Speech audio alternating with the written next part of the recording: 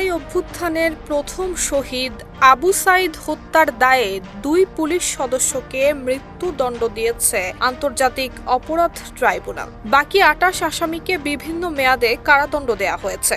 9 April দুপুরে আন্তর্জাতিক অপরাধ ট্রাইব্যুনাল 2 এর চেয়ারম্যান বিচারপতি নজরুল ইসলাম চৌধুরীর নেতৃত্বাধীন 3 সদস্যের বিচারিক প্যানেল এই রায় ঘোষণা করে।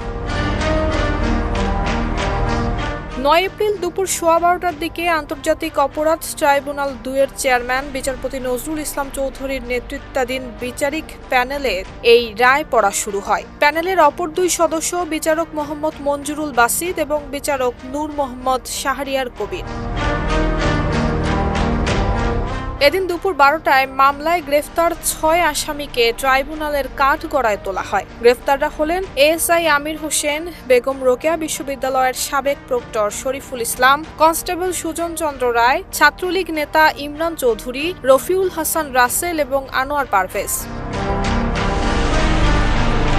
নুসরাত জাহান মেহেক, ঢাকা পোস্ট।